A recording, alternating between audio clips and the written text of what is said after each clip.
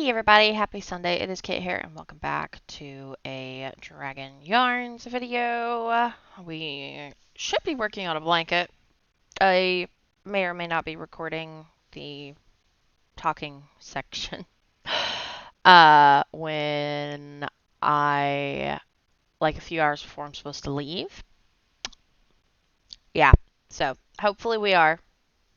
This should be also the Sunday that I'm going back, so I don't know.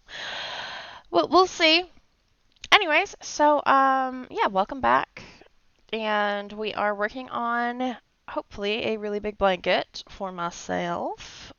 Um yep, this is my blanket and I love it. So, the poll said we're going to do reading. First few pages of my prequel. So, I have coffee beside me. I've just woken up. I may have stayed up way too late the night before streaming like a dummy. And I'm reaping the consequences of what I sow. So we're going to read, and I'm going to try to keep this about 30 minutes. So, yeah. Alrighty. So it is called Chicago. The setting is Chicago, United States, summer of 2018. And the first quote-unquote chapter, because I don't do chapters, I do parts, because the entire story takes place over an evening, which is called the first evening. The next day, that night, the early morning, a new dawn, then the crimson sunrise. So basically, an evening, a whole day, and then the next morning. That's the entirety of this story. And then there's an epilogue that doesn't count towards the actual event of what is Chicago. But anyway, yeah. So we're going to start on the first evening. There was hardly a glimpse of moonlight on the darkened streets. The sparse concrete buildings were tall and foreboding against the dark gray clouds of the night sky. This, combined with very few working lamps in the dirty, trash-littered streets, meant little to no visibility. This was not a part of town the average person wished to be in during any part of the day. But the two men sticking to the shadows of one particular warehouse were not average people.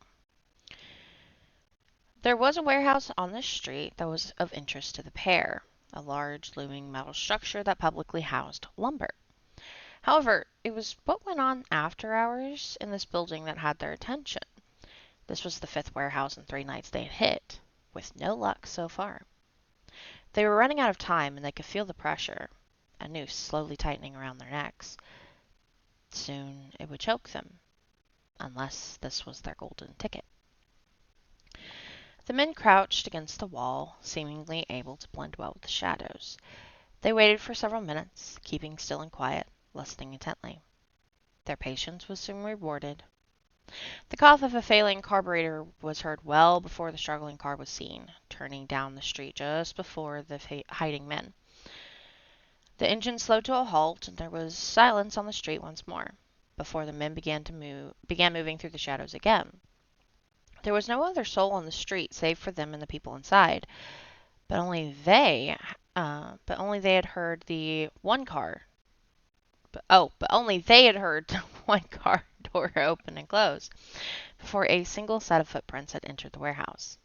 It was time. I need coffee. I tried to record the other thing that I needed done, and the game won't load. So, yay. As quietly as possible, the men stalked around the corner and opened the same door the driver had, slipping in quickly, one after another. The slightly smaller man waited by the door, staying crouched in the shadows as he gently guided the door to a silent close, while the other man got into position, finding a handy nook in a large pile of boxes, the perfect place to hide. The other man quickly darted behind a pile of lumber that was just barely tall enough to hide him from sight. As this went on in the background, the driver was convening with the waiting group, and none of the 4 seemed pleased with the short, grimy man. "What took you so long? You were supposed to be here an hour ago." A tattoo-covered, pink-haired woman glared at him, her nose ring almost glowing under the harsh, translucent overhead lights. She had her arms folded against her chest, but her fists were clenched and her entire body had a slight tremor. Does it matter? I have it. The man was very thin, practiced bad hygiene, but puffed his chest out and jiggled a briefcase in his hand with his leg. Despite his appearance and the hostility of the others, he exuded confidence. Of course it matters. If the short man was a toothpick, then this guy was a firehouse truck. Built like a weightlifter on steroids, the man's voice was deep, and by his hard stare he meant business. Have you not been paying attention, Gustav? We're under attack. The two men hiding in the shadows stilled at those words, on full alert and listening tentatively. All around them, the shadows seemed to get darker. Gustav scoffed, spittle flying through the air. Relax, man. I'm sure those bangers just pissed off the wrong people, and once the boss is done with them, the fish will be eating good. The remaining two men rolled their eyes. Both of African American descent, the younger of the two put his left hand over his waistband, getting into position in case things went ugly. The older had clean dreads with specks of gray at his roots and bushy eyebrows. He was the only one who was not in the least bit concerned about where this conversation was going. Pink Hair snorted. Right. If Boss can find them, it's...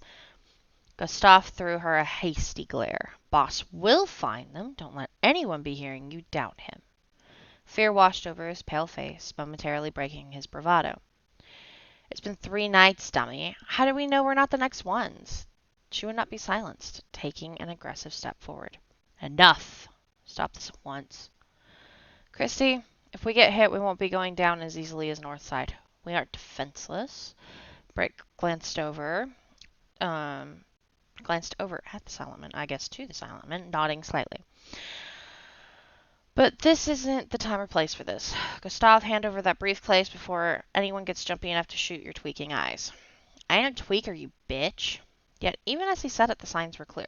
His left leg shook slightly under his loose-fitting jeans, and he couldn't hide the dark bags under his eyes. His hand clenched tighter on the briefcase handle. I got off ice a while ago. He sniffed, but couldn't help the yawn that followed. Just tired tonight, is all.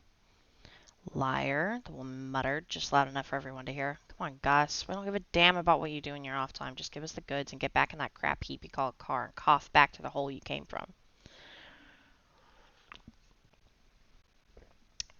Gustav took offense. Hey now, don't go all high and mighty on me, whore. How many mouths have you got to feed now? He looked at her muffin-top stomach with an ugly sneer. Her gasket flew. She started to leap forward, going for a hidden firearm at her back, just as Gustav went for his exposed 9mm. But the large man moved to intercept her, forcing her to keep her pistol in its small holster. Go now, he told her quietly, holding her tight as she resisted against his iron grip. Walk it off. That's an order. They shared one long, tense look before she swallowed with difficulty, glaring at Gustav's silent face with unveiled emotion before stalking out the building, slamming the metal door with all of her strength. The large man looked at the older of the two African Americans, a signal that he needed to follow her out of the building, only he did not slam the door.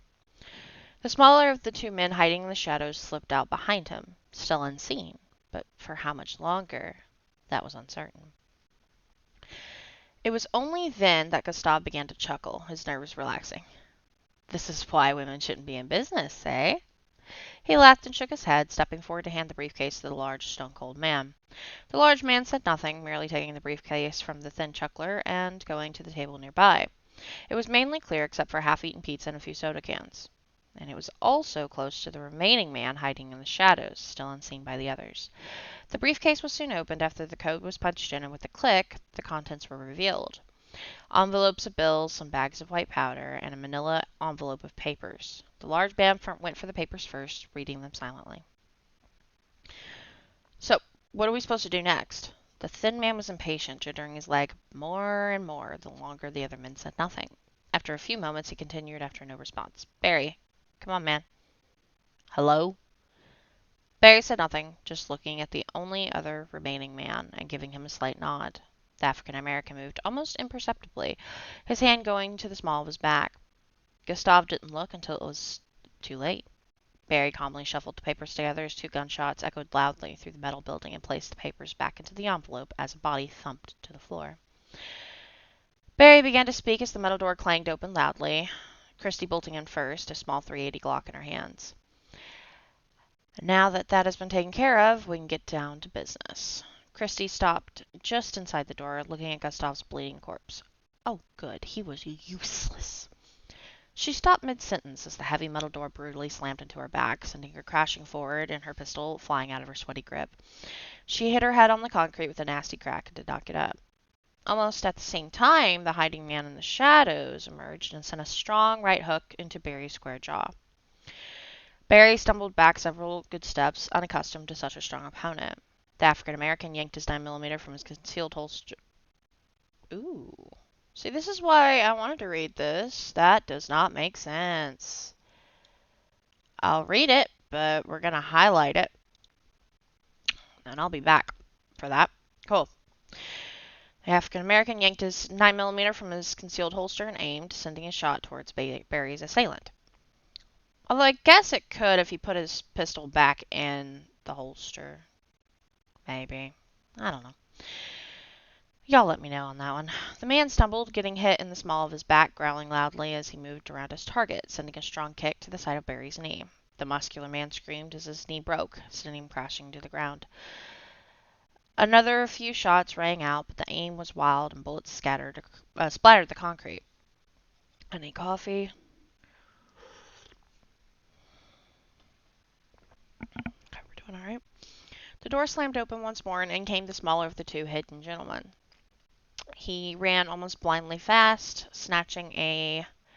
Let me highlight that. I don't like gentlemen there either. I haven't read this in a good year, so it's a good thing I'm reading it again, actually. I've been wanting to. He ran almost blindly fast, snatching a hefty piece of lumber and throwing it with deadly accuracy. The wood twisted through the air, catching the gunman off guard as he tried to adjust his aim to shoot the moving target, but the piece of wood slammed into his extended hands. The smaller man was darting around as more bullets went flying, a consequence of a jammed trigger finger and the gun clattering from his hands.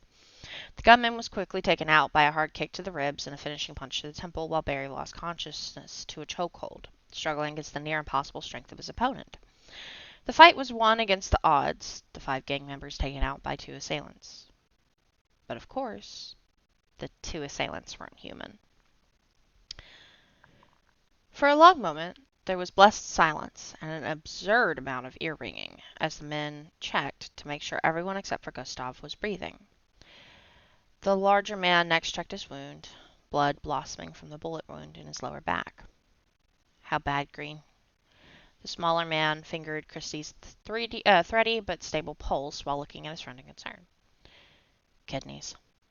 I'll live, even if it hurts like a mother. There was a great amount of pain in his voice, with a guttural snarl not far behind his words. Are they alive? He asked, more as a courtesy than a question. His hearing was far superior to that of a normal human, and he could hear their hearts beating. Still breathing, boss. Unlike you, if we don't get that taken care of. He whistled as he stood upright, long and slow. Gunshot wounds are nasty. He tugged on his earlobes, wincing as his ears still rang.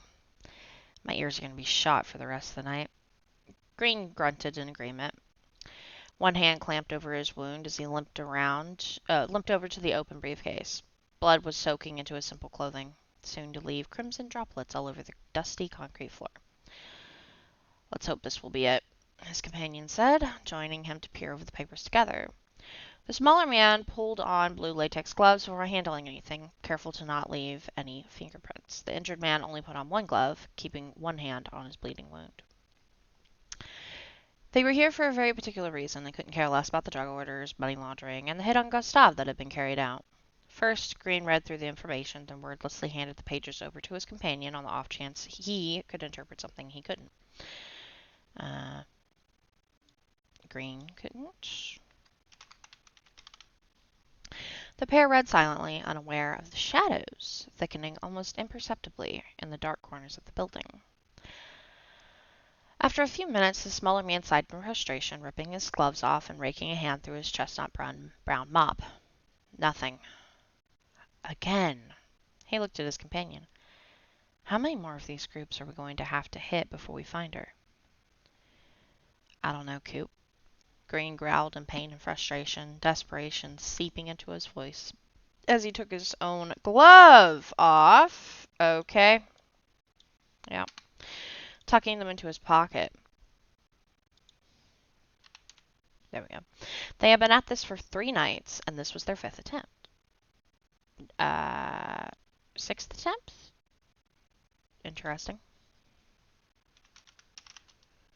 See, this is a good thing. If they didn't find any information soon, he didn't want to know what they would do to the little girl. We'll find her, Green. We have to. It was unspoken between the 2 men, but it lingered in the air all the same. They shared a look before Cooper continued. Let's try again tomorrow. Maybe we will get lucky. I can keep going. The man was stubborn, ignoring the pain his body was rapidly signaling. Like hell you can, Green. We gotta get that bullet out. We need to find information. Don't worry about me. Blood began to drip down his leg, inside of his jeans. Both of them could smell it with ease, which only fueled Cooper's argument. If you go out of commission, she's good as dead. Tomorrow. No. His voice was firm, and there was something else in his voice, too. A powerful command that not even Cooper could defy. It was the power of an alpha. Also the power of a dumbass. There we go. Cooper whined. Green, come on! You and I both know that if we don't get that bullet out, the wound will close around it before the morning sun, and then you will really be in trouble. I want to find her too, but it's too dangerous. He pleaded with his friend, but sometimes Green was just too stubborn. No, we will keep going until we find out where they are holding her. Some of these outer groups have to have some sort of holding orders.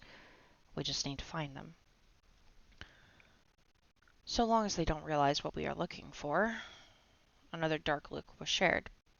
A girl's life hung in the balance, and only they could find her. Or so they thought.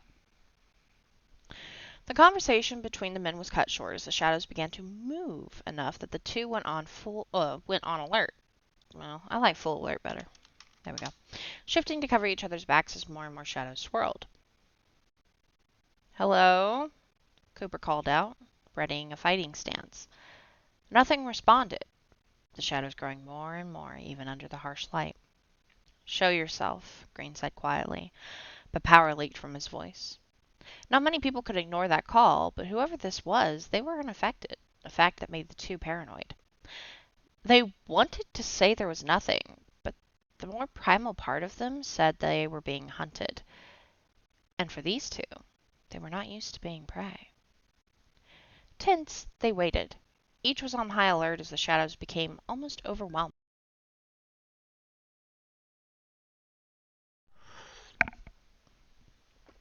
Sorry. Where are we at? Each was on high alert as the shadows became almost overwhelming, moving like some sort of freakish haunted house, but this was real. Somehow, this was real. But they had never seen anything like it. Who were they messing with? What were they messing with? Eventually a voice was heard, that of a woman. It echoed through the shadow-swarmed building, coming from every single corner. You need to leave town before you get hurt. Fat chance of that, lady, Cooper responded, frustration brimming as his eyes scanned uselessly to find the source of the voice. The more panic you fools spread, the less information you will find. Green's eyes narrowed, beginning to glow a deep green. He searched the shadows, but not even his vision could peer through the dark swirls. Let them panic. Panicked men forget to cover their trails. Men. Not vampires. And certainly not these. The woman's voice hardened. If they catch wind of what you want, you will either never see it again, or they will destroy it. You never put a vampire in a corner. They will be rabid. Not unlike shifters. No? There was almost a breath of levity at the end of her sentence, but all the men heard was a threat. Cooper stiffened at her words, and Green snarled quietly. Enough with these cloak and shadow games. Show yourself, Green once again ordered, this time not even trying to hide the Alpha's command. Cooper flinched at the raw power in his voice, the beast inside trying to answer, but it wasn't meant for him. It was meant for the troublesome voice, whoever it belonged to. Green was worried that it was a vampire, but could a vampire display such mastery of the shadows? Was that in their toolkit? He wasn't sure, but he didn't put it past the bloodsuckers. He was fairly confident it wasn't a shifter, as none of his kind could do that, at least to his knowledge. I would say to his extensive knowledge. Yeah, that might be a better option. So, who could it be? After a moment, the shadows in front of them peeled back to reveal a woman of slender build. Her baby blue eyes stared at Green's emerald eyes head on with no fear or malice. Cooper turned to face her, noting the ripped, dirty attire and the straggly, oily blonde hair pulled back into a sloppy ponytail. Nothing about her screamed threatening except for the shadows that swirled around her. Shadow and cloak games are not my business. That is my boss's repertoire. She looked at the pair with a carefully neutral expression. You should get that looked at before you bleed out and leave a trail for them to follow. What do you want? Green ignored her concern. For you two to leave town. Her eyes never blinked. Pale lips never turned up or down, betraying no emotion. Not even a single eyebrow was raised. The picture of neutrality. It set Green's hackles on edge. Why? Green challenged her as Cooper wordlessly snarled. They weren't leaving. Not without a fight. For the first time since she had shown herself, the woman appeared to be slightly irritated. Because you are panicking them and ruining my observation. That is why. I already told you you will not find what you are looking for this way. And what way will we find what we are looking for? Cooper cocked an eyebrow at her. She rolled her eyes. How am I supposed to know? I do not know what you two destructive animals are looking for. Cooper mockingly rolled his eyes. Well, you seem to know everything around here. And who knows, maybe you're on the vamp's payroll. How are we supposed to know the difference, Especially, he took a big sniff of the air, since you have no scent whatsoever. Not suspicious at all, huh? Weird shadow lady. He muttered under his breath so only Green could hear him. Cooper worried about his friend. The weird lady did have a point. He wasn't looking so good. If it came to a confrontation, could Cooper drag them out and beat literal shadows at a foot race? Cooper was quick. He wasn't sure if he was that quick. Trust me, if the vampires knew I was here spying on them, I would be dead quicker than you two shifters would be. That is why I cover my tracks and hide my scent. You are not the only one with a good nose. Green was going into shock. The fever and chills were beginning to set in, it was plain as day. But still, he clung to consciousness with all his will, body slick with blood. He wouldn't leave his friend here with this unknown threat. I don't believe you. You aren't being up front. It was getting difficult to think. She blew out a breath, moving her arms around. Now, I am not being upfront because there are some things you do not need to know, and some things I have not been told, but whatever, she muttered irritably under her breath, forgetting for a moment they could hear her. The slight frustration was easy to see in her demeanor. Look, what is it going to take for you two to stop destroying their little operations all over the city and to just go away? Seriously, what do I have to do? Just tell me. Green's eyes began to close. Cooper took his arm and wrapped it to support Green's weight over his shoulders. We want to find someone. Someone the vampires took, Green murmured, stumbling slightly. An audible groan came from the woman as she closed her eyes. Do you know how many people they kidnap and sell on a weekly basis? She spoke slowly. This is basically the mafia, and human trafficking is a big moneymaker for them. She said the word mafia slowly, as if she didn't understand what it meant, only that it was a big deal. Cooper growled, Take it or leave it, lady. That's what it's going to take. She was taken last week, and she's just a kid. Little girl, about 6 years old. They took several children last week, Shifter. Several. The fluorescent lights flickered ominously over their heads, blinking rapidly for just a moment. Well, since you know so much, just tell us where they are and we'll skedaddle. Sarcasm leached off his tone as he bounced on his feet, shifting Green to hold more of the dead weight. His attention was split between his friend and the strange young woman who was becoming more aggravating by the minute. You will what? With her eyes widened and eyebrows raised, she looked like a deer in the headlights. Skedaddle, oh, for nature's... we'll head on over. She was not the easiest woman to converse with. Between her strange avoidance of contractions and now this, Cooper didn't know what to think. Head on over to what? Your death? Again, she spoke slowly and evenly, as if digesting this information or not believing what he was saying. Her chin tilted downward, eyes slanting to the left as if she was listening to something. Their argument was interrupted by a phone ringing past the shadows. As they all turned towards the sound, the woman conjured the shadows away with a wave of her hand. It was Christy's phone, buzzing in her front pocket. The woman bent down and took it from her unconscious body, ignoring Cooper's hiss of don't. It is her boss. Lopa. The woman winced, thinking hard. We aren't leaving without her. Cooper was firm and was holding Green completely upright by this point. His friend's head lolled forward as he teetered between conscious and unconscious. All right, fine. I will help you find her, okay? But, she said as she stood up, still holding the phone, to turn and walk slowly up to him. No more being vigilantes. I help you find this girl, and in return, we work together. All I ask is that you do not panic them any more than necessary. Her gaze roamed over his face as she tilted her head up to look him in the eye. Cooper grunted as he shifted again, feeling a painful pressure on his shoulder. As long as we can get what we want, fine.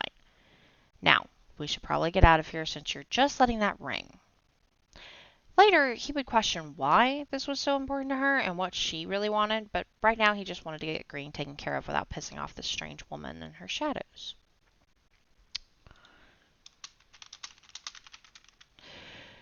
She stared at the black lit up screen, holding her breath until it stopped making that ding noise. We will be fine. How do you dial on this? Oh. Once again, she glanced over at the shadows. We have about 5 minutes before her boss gets here. What? Okay, we gotta go. Cooper hoisted Green in a fireman carry over his shoulder and began to walk away before the woman called out to him. Hey, wait. Shifter number 1. I know there's what is the word here? Emergency number line way to communicate with the authorities. How do I activate this? She waved the now black phone screen at him. Huh? You want to call the cops? So what? They can see all this... distraction. Cooper realized the brilliance behind her plan and tucked that away in his mind. Whoever she was, she could manipulate shadows, hide her scent, and was clever enough to involve human police. Was she Faye? Worry churned in his gut. Exactly. Now, how do I do that? The way she held the phone with her fingertips and slightly away from her like it was going to bite her told Cooper she didn't mess with technology too much. Hit the power button 5 times and swipe the SOS to the right. It's the single large button on the right side of the phone. What are you going to tell the operator? She ignored him, doing as he said. She only fumbled twice. He noticed the way her eyes widened to the large SOS when she succeeded and heard her quietly mutter, "This is intriguing." Who was this person? The operator picked up quickly after that. 911, what's your emergency? Help! There's been a shooting at a building corner of Palmer and Bermuda, a large gray warehouse. Oh no, they are coming back! Please hurry! The woman pulled off a high-pitched scream and panicked breath flawlessly. If Cooper couldn't hear her calm heartbeat, he would have believed she was in distress. Ma'am, calm down, I need to ask. The phone hung up after a moment of struggle with the mysterious woman pushing the buttons a few times before finally hitting the big red end button. She carefully put the phone by Christie's outstretched pale hand before showing Cooper the door. Or following Cooper to the door. Since you are carrying your friend's dead weight, she said as she held the door open for him. You're lucky he's unconscious and didn't hear that. Oh, Green was going to be so annoyed when Cooper told him later. A big, grumpy shifter number 2 is the least of my concerns. The authorities' cavalry will be here in 3 minutes. The doors swung heavily shut behind them, a little boom echoing around them as they walked a little ways down the cracked sidewalk. Trash littered the street here, the murmurs of homeless on the alleyway down to the left. Okay. Let me just highlight. I know I said 30 minutes, but we're actually almost done with this little intro, so, yeah. If people had heard the fight and gunfire, then they did not show it. They knew better than to get involved. Don't you want to clean up the crime scene? Your prints are all over that phone. He jerked his head back towards the warehouse, ambulance sirens suddenly disturbing the quiet atmosphere in the distance. He declined to mention the blood Green left at the scene, but he had no time to clean that up. He would just have to get somebody to fix that at the police station later. They will not find his fingerprints, nor his blood. You two wore gloves. All will be well. Cooper was uneasy, but also impressed. Right. He shifted his grip on Green's legs. I need to get him taken care of. How will we contact you? Do you know where the fast food place is on 3rd Street? The one with the red clown and golden M. This woman was getting stranger and stranger. Who in America didn't know what a McDonald's was? McDonald's? Yes, that place. Meet me there at 9 a.m. and we will go from there. It was bizarre talking to this woman. She spoke as if she was a robot with very little animation in her voice, face, and features. The barest sense of frustration and irritation from before was gone. Yeah, sure. You don't have a phone number or something? He doubted it, seeing her reaction from before with the iPhone, but he had to ask, feeling ever so slightly hopeful. I do not have any way you can get in touch with me. Again, with a blank face and no contractions. Of course not. That would be too easy, Cooper wanted to say. She was so matter-of-fact about this, it honestly bugged him. Not knowing technology was one thing, but McDonald's? Really? She was weird, and it worried him, but he had to respond. All right, 9 a.m., McD's on 3rd. We'll be there. She stopped walking with him, staring at his back with an unknown expression. Indeed. I will see you there. Not I see you there, okay. He stopped and turned back 10 feet away. Hey, wait. What are you? Who are you? Winters, was all she said, giving him one final look. That had to be your name, right? He was just going to assume so anyway. Okay, He watched her disappear into the shadows just as sudden as she had first appeared. Cooper. I am Cooper, and I'm very confused.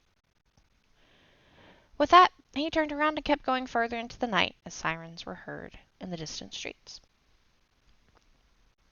And that concludes the first evening. And the first several pages. Woohoo! Yep. A few things I need to fix, but I edited this, I think it was September, October of 2023, and I haven't touched it since, which honestly is a good thing, but I have been wanting to go back and read it. So, And also reading it out loud is helpful. So, thanks for voting for it. Yeah. This is essentially, I didn't explain before, but this is Green Cooper and Kieran Green, Charlie Cooper, but really he's known as Cooper. Pretty much he likes going by his last name. And Valerie's first meeting. This is when they first met before the events of the first book, which is Debt, which I'm still working on. I wrote a few pages of it yesterday. Very happy about that. Yeah, and this Valerie does not pick up her name. How do I put this? Her original name, the one she was born with, is Valerie Price, but then things happened. She left home. She became something else. So she dropped the name Valerie Price, kind of just picked up Winters because she didn't feel like Valerie, struggling with what she is. Um, Stuff happened, and then in chapter 12, at the end of chapter 12 in A Witch's Debt, she decides to kind of start changing. And so she picks up the name Valerie again, not really wanting to be Winters because of the negative connotations surrounding it. And part of those negative connotations are in this prequel Chicago. But Green and Cooper know her as Winters. Like, so Valerie Winters, that's her name. It's like a blend of a tiny bit of who she was before all of this started with Valerie Price, and taking the good bits of Winters, but also the lessons of what not to do, and blending them together. So, Karen Green, Charlie Cooper, Valerie Winters, i.e., Green, Cooper, and Winters. Yeah, I know, very confusing, but there's backstory that, if I'm doing it correctly, I'm interweaving in as I get to those pertinent bits. Yeah, I don't know. Okay, I gotta go. I gotta go back. So, thank y'all so very much for listening and watching. I'm hoping I got a good amount done on that blanket. Yeah. So, have a great Sunday, and I will see whoever I see later. Bye.